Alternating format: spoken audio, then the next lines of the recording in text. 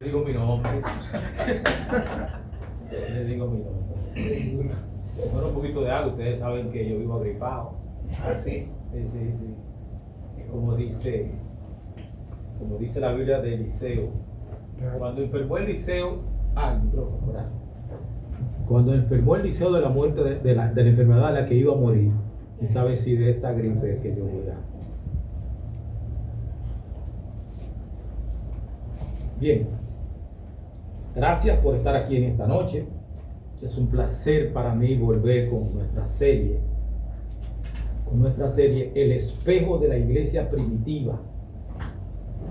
Elena G. de White habla de que un reavivamiento de la piedad primitiva es necesario. Para poder identificar lo que es esa piedad primitiva, nosotros tenemos necesariamente que estudiar a la iglesia primitiva para poder saber eso. Así que si me permiten, voy a tener una breve oración para invocar la dirección del Espíritu Santo. Eterno Dios y Padre nuestro, nos reunimos nuevamente en esta noche, en esta semana de oración que hemos escogido para estudiar tu palabra, para estudiar acerca de la iglesia primitiva. Invocamos la dirección del Espíritu Santo. Amén. No su presencia, porque Él está aquí con nosotros. Su dirección, que asuma la dirección del culto de esta noche. Amén. Y que nos instruya en lo que Él quiere que nosotros sepamos. Amén. Bendice a cada persona aquí presente y a quienes lo vean en otro lugar. En el nombre de Jesucristo. Amén. Amén. Ayer nosotros hablamos de el espíritu de la iglesia. La iglesia esperó hasta recibir el Espíritu Santo para poder arrancar, para hacer el trabajo. Ahora, ¿qué hizo el Espíritu Santo en la iglesia, con la iglesia? ¿Qué clase de presencia tuvo el Espíritu Santo? Y el libro de los Hechos responde con una contundencia tremenda. Es tan contundente lo del Espíritu Santo en el libro de los Hechos, que ese libro no debería llamarse los Hechos de los Apóstoles. ¿Por qué? Porque el Espíritu Santo estaba, si lo mira, era quien abría las puertas, quien decía quién vaya a predicar, quien decía no vayas a predicar a tal sitio, quien decía a tal sitio que tú tienes que ir, quien decidía en las reuniones de congreso, quien tomaba las decisiones. Ha parecido bien al Espíritu Santo y a nosotros. O sea, con toda justicia, el libro debería llamarse Los Hechos del Espíritu Santo, porque el Espíritu Santo dirigía personalmente a la iglesia.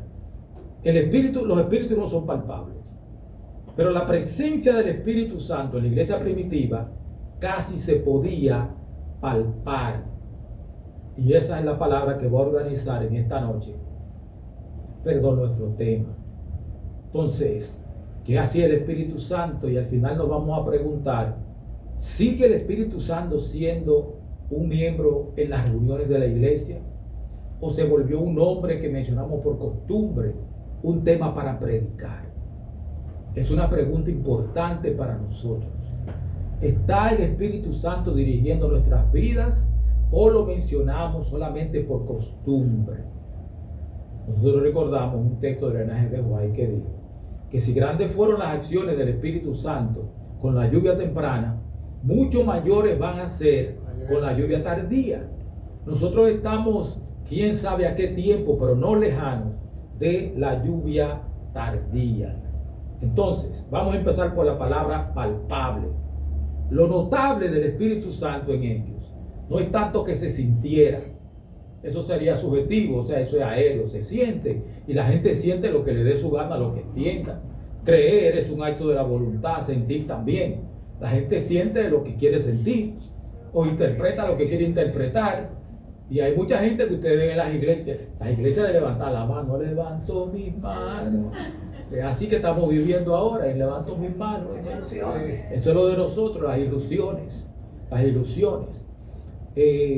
Lo notable es que se constataba, el Espíritu Santo producía efectos que una persona de fuera podía señalarlo con un dedo. Y eso ocurría en 3 niveles. El primer nivel era el sensorial, el más obvio. Por ejemplo, la gente vio las llamas en la cabeza de los discípulos y apóstoles el día de Pentecostés. La gente lo vio. Lo dice Lucas. Llamas de fuego aparecieron sobre sus cabezas. Y no solamente eso, la gente sintió el viento, el ventarrón. Tan grande fue el ventarrón y tanto ruido hizo que la calle enfrente del aposento alto se llenó de gente. Todo el mundo cogió para allá a ver qué es lo que estaba pasando. Y aparece Pedro hablando inglés, hablando francés, hablando alemán, hablando chino. Pero todo el mundo sabía que Pedro venía ¿de dónde? De Galilea. ¿Y Pedro era qué? Pescador. Entonces Pedro no tenía capacidad para eso. Entonces la gente comenzó a palpar, a ver lo que el Espíritu Santo estaba haciendo en esa gente. Así que cuando la iglesia oraba, el lugar temblaba. En el capítulo 4 nosotros lo vimos eso, que cuando estaban orando la iglesia tembló, el templo donde estaban reunidos tembló. También nosotros notamos que cuando Pedro pasaba por algunos sitios, la gente quería que la sombra de Pedro pasara por encima de ellos y se sanaba. El Espíritu Santo era a 3x1 que estaba ahí. Estaba palpable, tocable. Ustedes recordarán, estaba pensando cuando estaban orando acerca de Anunciada, Tabita Dorcas. Sí. ¿Ustedes recuerdan a Tabita? Sí. ¿Qué hizo la gente? Van a buscar a Pedro, que está en Jope. Y fueron a buscar a Pedro. Y cuando Pedro llegó, la gente le enseñó todos los vestidos y todas las cosas que Dorcas hacía. Y le dijeron, la necesitamos de vuelta. Nosotros podemos hacer lo mismo. Tenemos que orar de esa manera. Entonces, los paños de Pablo también se utilizaban, la ropa de Pablo. No que está enfermo, déjame buscar una camisa de Pablo, y venían y se la ponían arriba y la gente se sanaba. Eran tiempos maravillosos.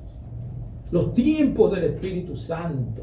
Era palpable en el sentido más literal de la palabra. Era palpable, se podía notar los efectos del Espíritu Santo. Si usted recorre el libro de los Hechos, notará que los estallidos más espectaculares del Espíritu Santo no están repartidos igual en todos los días. Se concentran en el inicio, en los umbrales. En Pentecostés, el Espíritu Santo, que es cuando el Evangelio arranca entre los judíos. En Samaria, cuando en Hechos 8, cuando comienza la persecución, cuando van a Samaria, el Espíritu Santo los acompaña. En la casa de Cornelio, el Espíritu Santo apareció porque comenzaba la obra entre los gentiles. De hecho, Pedro estaba esperando la comida en la casa de cierto Simón, curtidor, que vivía frente al mar, y Pedro estaba ahí esperando la comida y le entra un éxtasis. Y baja un puerco, de todo, culebra. Pedro, mate y come. No, yo nunca he comido eso. Y cuando el Espíritu Santo llega, la gente lo van a buscar. El Espíritu Santo le dice a Pedro, no se lo mandó a decir con nadie, ni profeta, ni nada. El Espíritu Santo mismo le dijo, baja y vete con ellos, que yo los mandé. Cuando Pedro llega a la casa de un centurión romano gentil, de los odiados romanos, entonces Pedro dice, ahora entiendo que Dios no hace acepción de personas. Era abominación para un judío entrar en la casa, juntarse con un gentil. Y menos un romano. Y menos un centurión romano. Sí. Por eso el pleito en Gálatas 2.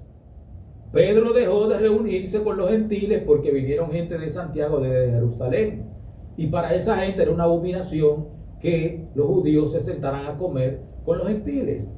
Y Pablo le dice, pero tú siendo judío vives como los gentiles, ¿por qué tú te alejas ahora? O sea, cuando comienza una obra, el Espíritu Santo hace una demostración de poder. En Éfeso, cuando llegan los discípulos de Juan, entonces el Espíritu Santo también actúa.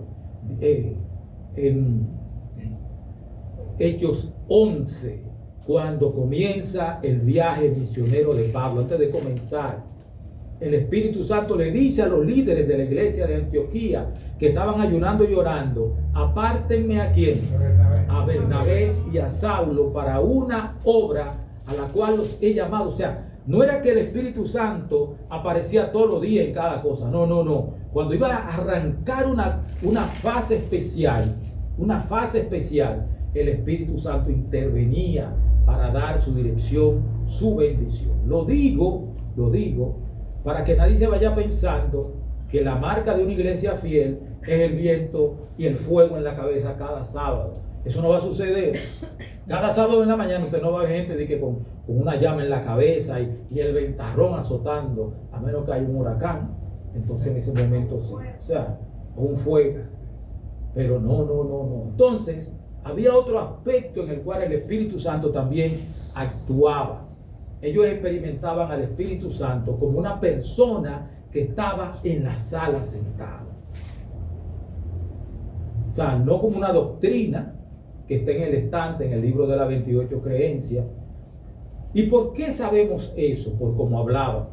Cuando el Concilio de Jerusalén redacta su decisión final, ¿qué dice la decisión final? Ha parecido bien al Espíritu Santo y a nosotros. O sea, no dijeron: oramos y creemos que es correcto, estamos orando para que el Espíritu Santo nos diga. No. Dijeron que alguien que estaba presente le había parecido bien y que ellos estaban de acuerdo. Cuando la iglesia de Antioquía adora, el texto dice: dijo el Espíritu Santo, apárteme a Bernabé y a Saulo. Se consultaba a alguien que estaba allí. Eso no es sentir emoción, eso es tratar con una persona, y el Espíritu Santo es una persona. Amén. Es una persona. El G. de White nos dice en el Evangelismo, página 447, necesitamos comprender que el Espíritu Santo, que es una persona, así como Dios es persona, anda en estos terrenos. El Evangelismo, página 447.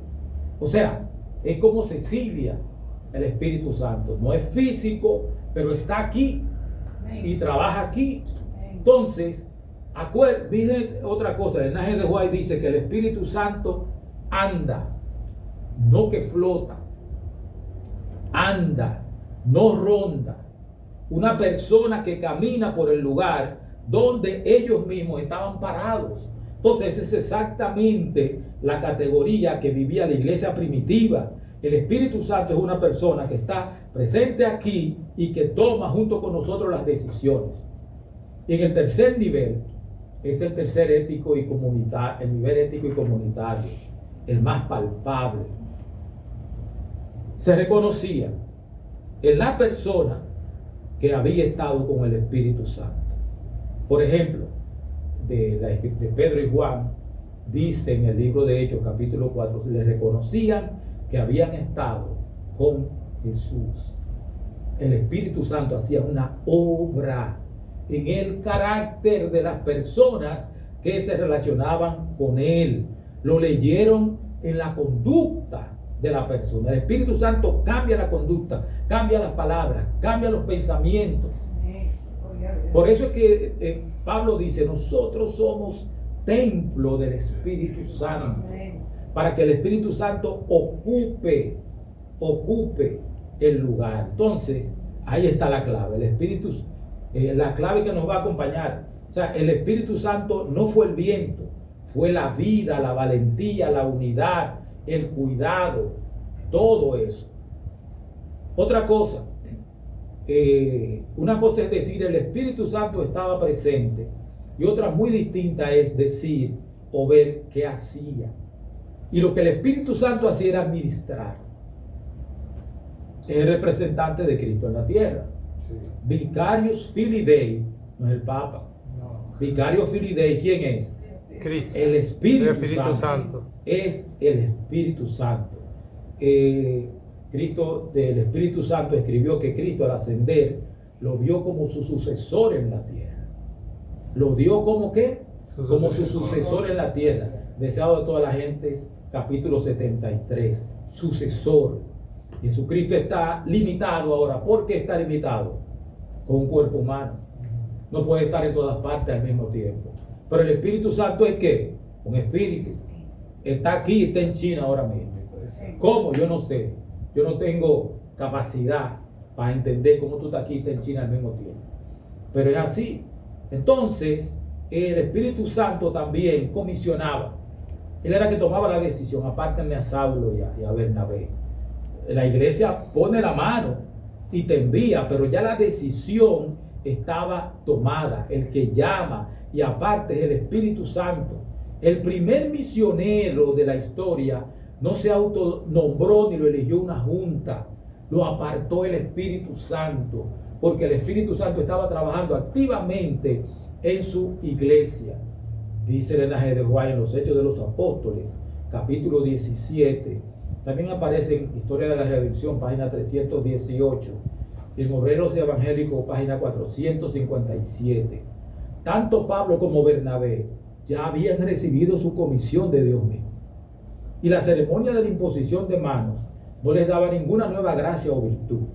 Únicamente aplicaba el sello de la iglesia a la obra de Dios como una manera de reconocer su designación para un oficio ya señalado. ¿Lo captan ustedes? La iglesia no confería la autoridad, la reconocía, ponía el sello sobre una decisión que el Espíritu ya había tomado. Pero no solamente eso, no solo eso, el Espíritu Santo corregía y dirigía la ruta de misionera de Pablo y de los que iban. Hechos 16, Pablo quiere ir a Asia a predicar y el texto dice que les fue prohibido por el Espíritu Santo. Luego intentan ir a Bitinia y el Espíritu no se lo permitió. Le digo, no, tú no vas para allá. Mis planes son otros. Entonces viene la visión del varón macedónico. ¿Qué dice el varón macedónico? Ven a Macedonia. Pasa a Macedonia y ayúdame. Todos estos cosas yo lo vi cuando estaba muchachito en la iglesia de la Esperanza. Y yo lo que estoy repitiendo, todo lo que vi en el franelógrafo, que venía el franelógrafo y lo pegaban ahí. Y entonces me acuerdo todavía del varón macedónico que pegaban ahí con la mano diciéndole así a Pablo, pasa a Macedonia y ayúdame, que ponían la letra abajo. No se me ha borrado eso. Instruye al niño en su carrera. Entonces, se dan cuenta del nivel en que el Espíritu Santo era micromanagement lo que estaba haciendo el Espíritu Santo. Para allá no, para aquí sí, de tal lado no. Dile esto, no le diga aquello. Era así que el Espíritu Santo estaba. Dirigía la obra. Llevó a Felipe. Llevó a Felipe. Le dijo, ve, háblate con el eunuco etíope. Párate al lado de él y habla con él. Y después se lo llevó, lo desapareció y se lo llevó para Azoto. Y el etíope no lo vio más porque el Espíritu Santo lo puso a volar y se lo llevó. Entonces también el Espíritu Santo legislaba en el gran conflicto doctrinal de si se circuncidan o no se circuncidan. El Espíritu Santo intervino. Y yo quiero que vayamos a Génesis, a Hechos 15. Vamos a ver cómo fue, porque alguna gente piensa que los discípulos y los apóstoles se sentaron a esperar oír al Espíritu Santo. Y lo que pasó fue que se reunieron y comenzaron entonces a analizar lo que había pasado. Pedro habló de quién. ¿De quién habló Pedro en Hechos 15? De Cornelio. Pedro habló de Cornelio, de cómo el Espíritu Santo lo llevó donde Cornelio, y no solamente eso, que se derramó sobre los gentiles. Pablo también habló de los frutos que había tenido, y luego discutieron y analizaron, y Santiago buscó la Biblia, las escrituras antiguas del Antiguo Testamento, y buscó datos en Isaías, donde habla, porque mi casa de oración será llamada para todos los pueblos. Galilea de los gentiles, el pueblo que habitaba en tinieblas, ¿qué? Vio gran luz.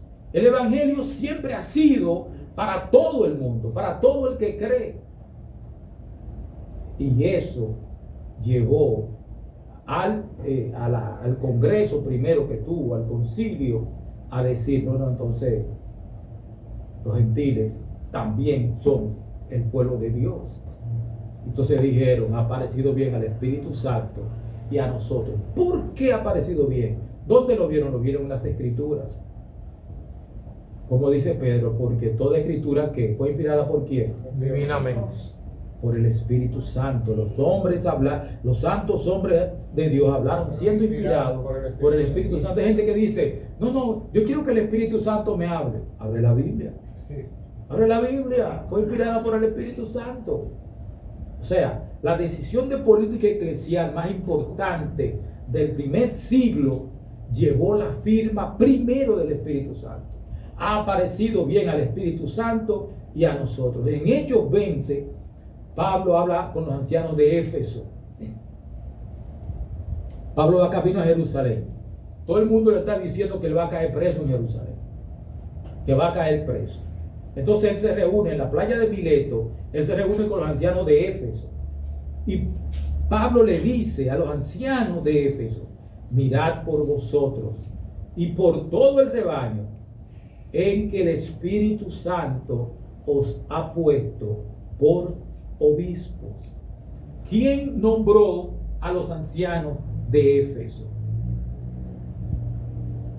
Mirad por vosotros y por todo el rebaño en que el Espíritu Santo os ha puesto por ancianos o por obispos. No dijo la asamblea que los eligió o el congreso que los eligió. Dijo que el Espíritu Santo los había puesto. Había elección humana, sí, pero por debajo había una instalación divina. El Espíritu Santo los había nombrado.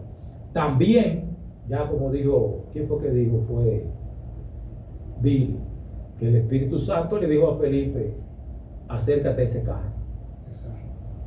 Fue el Espíritu Santo que tomó la decisión.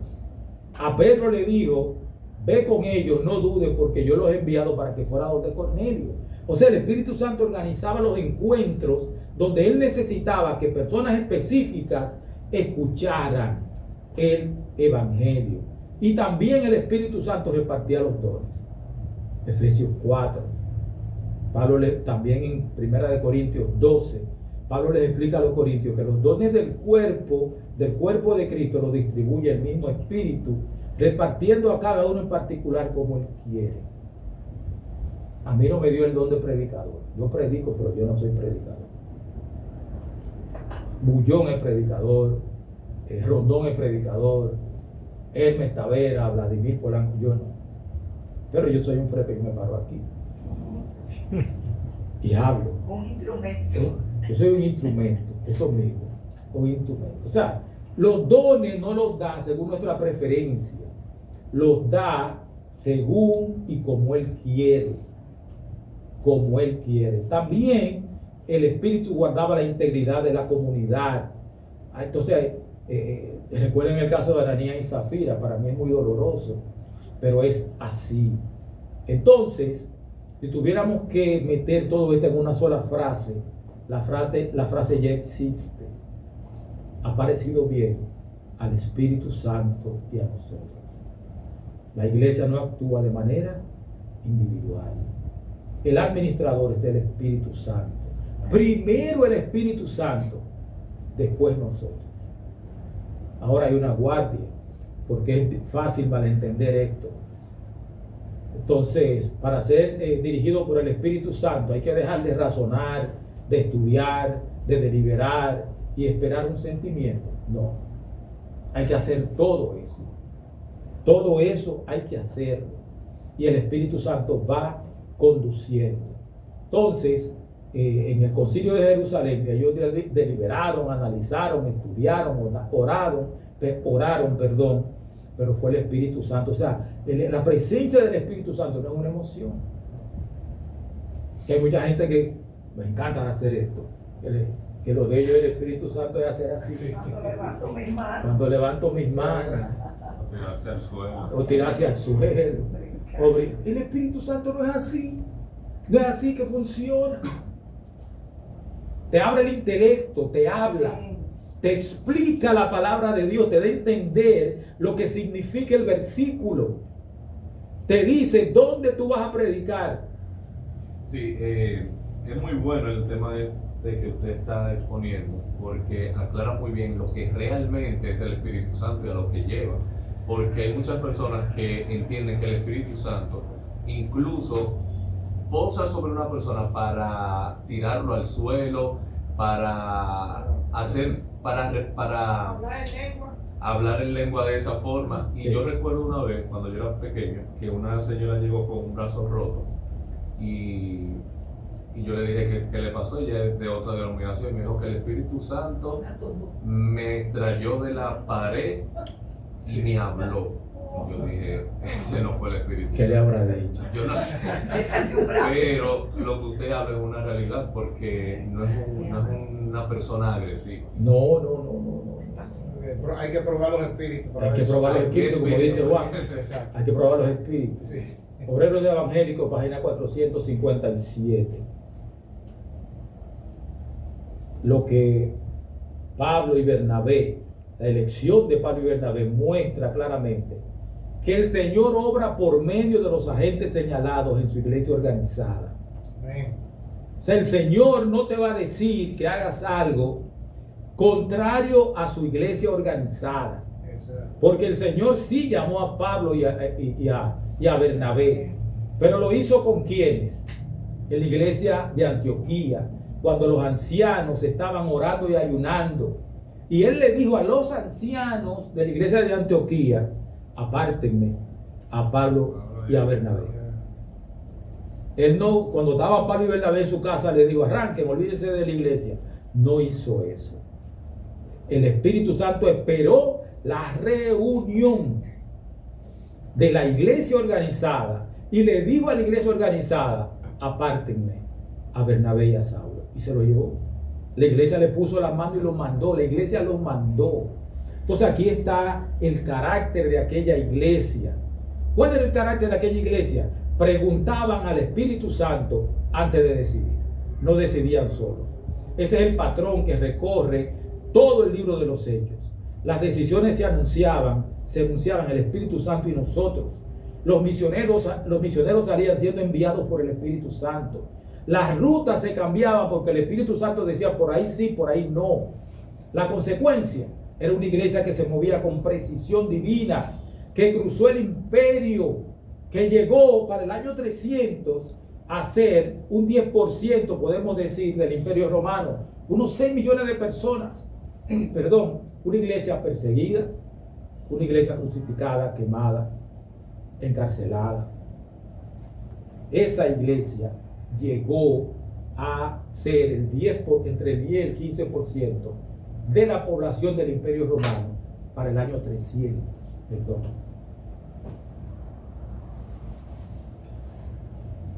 Entonces, era una iglesia que no daba un paso sin contar con el Espíritu Santo. Entonces, ¿y nosotros? Nosotros. ¿Es el Espíritu Santo el administrador de nuestra iglesia? ¿O es el consultor que llamamos cuando la directiva ya votó? No. ¿Es un miembro de la reunión o un hombre en la oración de apertura que nadie espera que intervenga de verdad? Señor Espíritu Santo, toma tu control de esta reunión. Pero ya nosotros tenemos nuestro plan y todas sus cosas. Tenía la plancha. Entonces, no es que dejemos de organizarnos. Aquella iglesia se organizaba, tenía concilio, ancianos de liberación. Lo que yo les propongo es que invertamos el orden de volver a como estaba, el Espíritu Santo primero. Que preguntemos al Espíritu Santo antes de decidir, no después, que la estructura vuelva a estar de rodillas delante de Dios, pidiendo dirección. El G. de Guay escribió: dependamos más de la eficiencia del Espíritu Santo y menos de los agentes humanos. Eso escribió Elena. O sea, no está diciendo que despidamos a los agentes humanos, porque ella misma organizó, delegó, nombró, compró cuando le decían, no compre ese terreno, que no, ahí no sale nada bueno, el ángel de Jehová, y decía, cómprenlo, y ahí tenemos a Loma Linda, y tenemos a Andrews, y tenemos el New World College allá en Australia. Todo el mundo le decía que no, que eso era una locura a los administradores, y ella, para adelante, vamos a comprarlo, y todavía están ahí. El Espíritu Santo dirigiendo. Entonces, debemos pedir poder de lo alto, Amén. el Espíritu Santo. Amén. Y esa va a ser la oración para terminar. Nos ponemos de Amén. rodillas y oramos.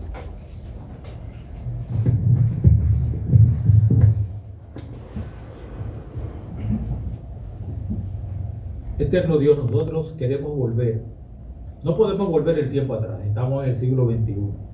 Es un mundo totalmente diferente, con mucha más gente, mucha más demanda, mucho más retos, muchas más complicaciones. Pero igual que la iglesia primitiva, nosotros necesitamos una dosis mayor del Espíritu Santo, una presencia mayor, Amén. una dirección más directa del Espíritu Santo. Amén. Así que perdónanos, porque muchas veces hemos sido muy cabezaduras y hacemos lo que queremos o lo que entendemos, pero en humildad, danos el Espíritu Santo Amén. para poder armar todo esto con tu dirección, caminar por donde tú quieres y hacer tu santa y divina voluntad. Amén. En el nombre y por los méritos de Jesucristo. Amén.